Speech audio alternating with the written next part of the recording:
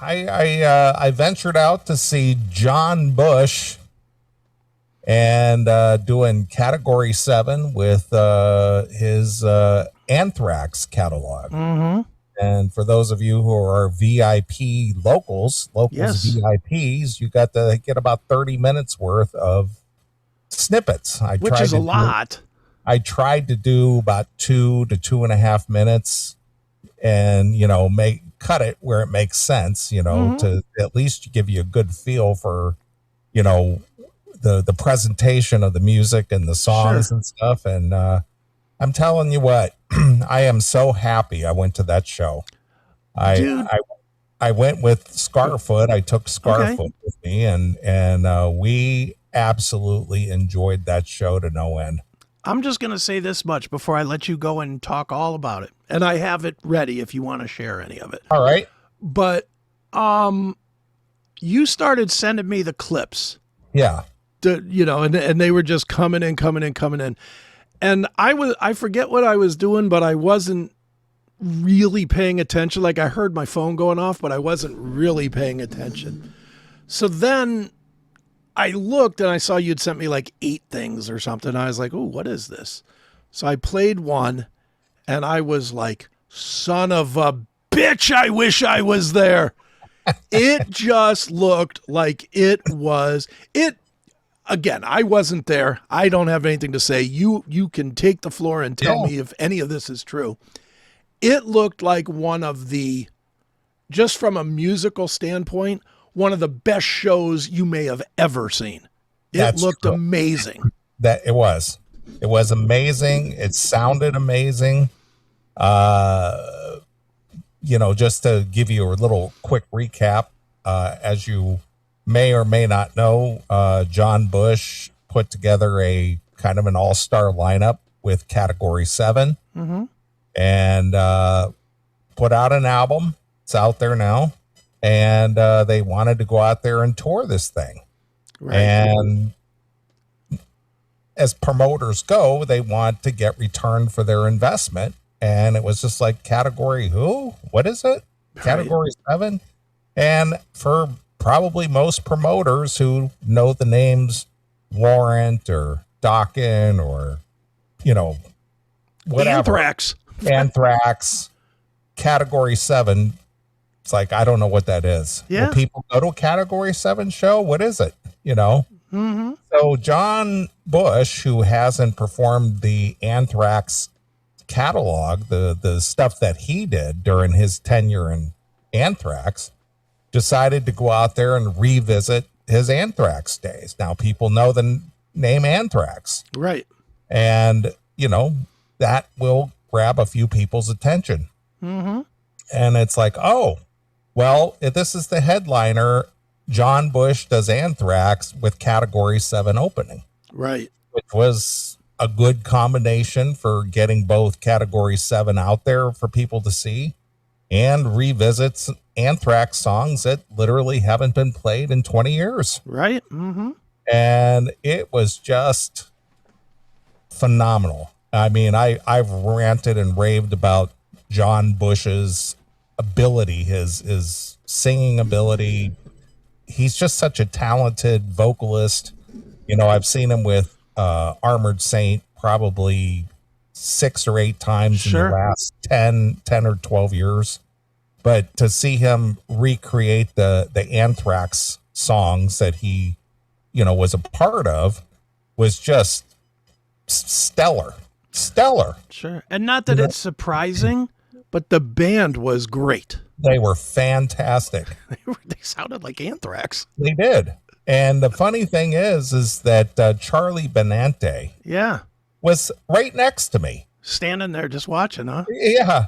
And I was standing there and I look over to my left and I nudge Scarfoot and I go, that's Charlie Benante. And he looks over, he goes, it sure is. Well, it was kind of funny because Charlie was like intently watching the show. Sure. And whenever they started into a new song, immediately he started air drumming like he remembered, it's been a long time since he played those songs. And he almost was just like reliving the moment. I was watching his face as they broke into a new song. And you could tell that he was just kind of reliving the time when they were playing those songs as Anthrax. Right. He's probably wishing he was up there. That's what I'm saying. You could just see it in his face. Like, I remember that tune, and he just sort of like start air drumming along right away, like, anticipating what the next fill was or whatever. But it was funny just kind of watching John Bush, up there performing Anthrax songs, from the Bush era. Mm-hmm. But goddamn, John Bush's vocals, absolutely amazing. Right. That guy, yeah, that great picture.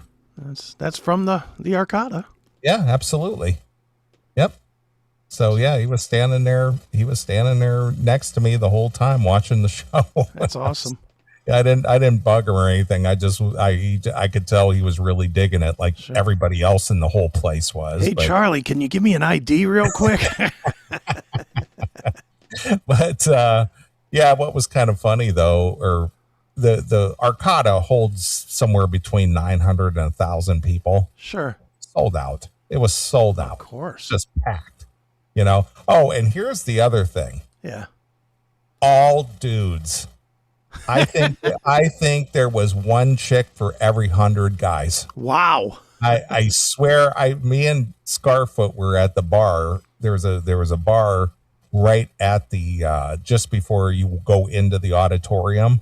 So I got there about an hour early, and I was kind of hanging out there, and he and I were having a couple cocktails and just shooting the shit.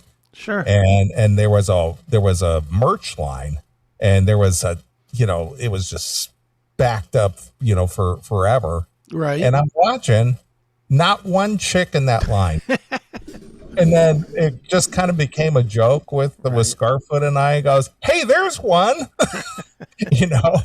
But sold out of all the shirts except the women's. Right. But I would venture to say there was one chick for every 100 guys. Was there 50 women? If there was, I'd be surprised. Wow. I have never been to such a sausage fest that was so dude centric in all my life. I mean, most rock shows are typically mostly guys, usually 70-30. This was 99-1. It literally was. I mean, I was scanning that crowd, and I was like, holy shit, there is a lot of dudes here. Sure. Well, Anthrax not exactly known for their chick songs. That's true. But that's true. But even the girlfriend didn't want to tag along. Right. You know what I mean? It was it's like, oh, this is a dude show. That's funny. Yeah. But you know what? Here's the thing. I watch you see the nonsense that goes on in public these days. Mm-hmm. Not one fight. Of course. Not one scuffle. No problems at all. Sure. No security. There was no security issues at all.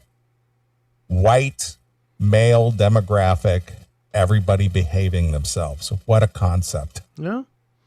Everybody just wanted to have a good time and see some music, and that's it. And they did. Yeah. And, they came in, everybody dug the show, lots of head banging, head bobbing, nobody getting out of control, nobody acting out, nobody being stupid, nobody being drunk off their ass and acting like an asshole. Nice. And as soon as the show was over, everybody just filed out like clockwork. Right.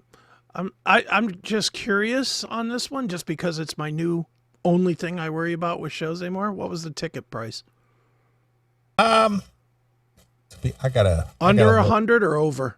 Under. Okay. It was under. All right. Yeah, it was not just bad, under. then. It was under 100.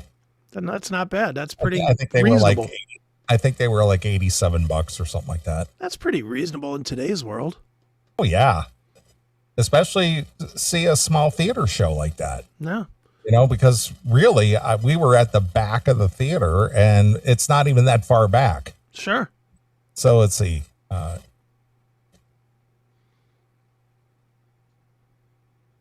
14 rows. 14 rows back? To the back of the theater. That's how deep it is. Okay.